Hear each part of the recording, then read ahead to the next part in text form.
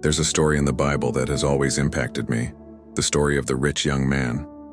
He comes to Jesus and asks, "What good thing shall I do to have eternal life?"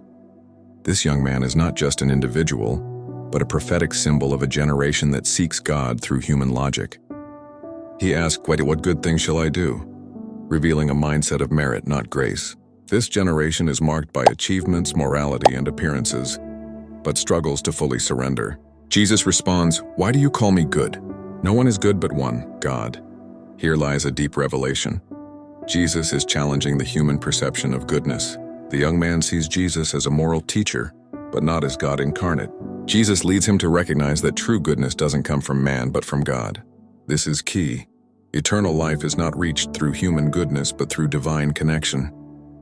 Jesus lists commandments related to human relationships, but omits those directly tied to God, like "You shall have no other gods," and "Do not take the name of God in vain."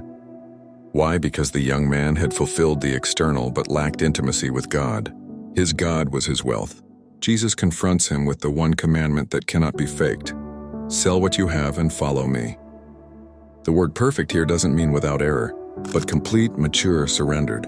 Jesus is saying if you want to be complete in God, you must empty yourself. Wealth wasn't the problem. His identity was tied to what he possessed.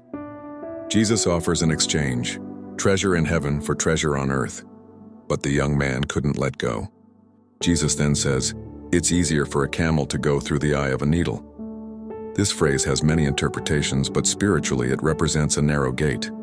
The camel, a beast of burden, symbolizes man weighed down by achievements, possessions, titles, and pride. To enter the kingdom, one must lay down every weight. The kingdom is not inherited by accumulation, but by surrender. Here lies the heart of the revelation. Salvation is not human, it is divine. Jesus isn't saying the rich cannot be saved. He's saying no one can save themselves. Only God can transform a heart hardened by the world into one surrendered to heaven. Sometimes we think following God means doing more, achieving more, proving more. But the kingdom isn't earned by effort. It's received through surrender. It's not about what we lose, but about discovering that Jesus Christ is everything. It's letting go of control and trusting.